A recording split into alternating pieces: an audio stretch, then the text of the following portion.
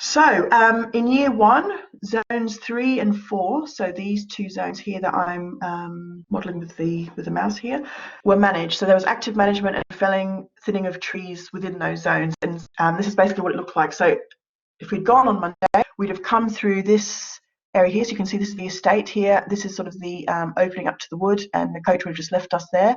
So you can see sort of the wood we have been removing, so selectively logging. It's left to the side and then collected over time and sort of so on.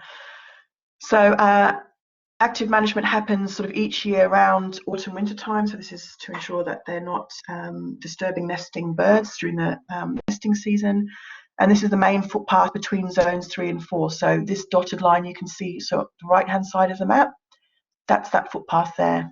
Okay, and so within these zones, so this is also taken, so this was in December 2018, so when they were just starting the woodland management. Our Bright Future project, which is Growing Up Green, so it's funded by the National Lottery and run by Hill-Holt Wood, so they've got funding through that. There was a major cleanup of the wood, so you can see the issues here that they've got. So this is just some of what they collected, so this top left-hand side of the screen, some of the sort of debris that they collected on site.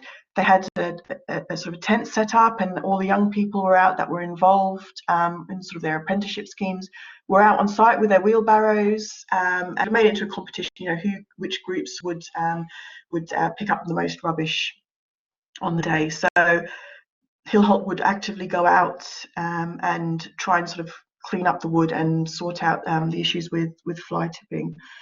The wood is mainly used by dog walkers, but because of the lack of woodland management so far and these sort of antisocial behaviour issues that we've seen, not many people are making use of the wood because they feel sort of unsafe.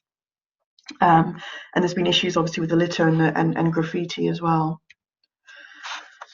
So Growing Up Green goals, so this is this project run by Hill-Holt Wood, and you guys would have actually fallen under that umbrella if we'd gone out, although you can still, I'll still be passing on some of your reports with your permission. What the project is, it focuses on environmental land management and eco-construction, ensuring engagement of young people in both their natural and built environment. So it's a £33 million programme funded by the Big Lottery Fund and run by a consortium of 8 organisations, which are led by the Wildlife Trust. And so they provide funding to do these sorts of exercises. And the aim of the programme is to enable young people to gain new skills, engage young people with their environment, inspire and inform young people to work towards sustainable communities, empower young people to shape and care for their environment, to upskill young people, particularly those in need, and enable entry to employment, increase local biodiversity and land management, and to increase awareness of future sustainability issues and the knowledge and skills required to address these. So in terms of Hill-Holt Wood, what they've been doing, they've been scaling up their existing junior ranger service to support young people to carry out environmental vocational work in the local community. And there some of the, in the slides where I showed the cleanup exercise, we're involved in that. Young people will be supported to design and deliver local projects, working with partners to develop sustainable approaches to land management, access and building design. And links will be made to local universities, which is where you guys would have come in, to develop students as volunteer leaders to work alongside rangers, promoting cohesion between these youth audiences.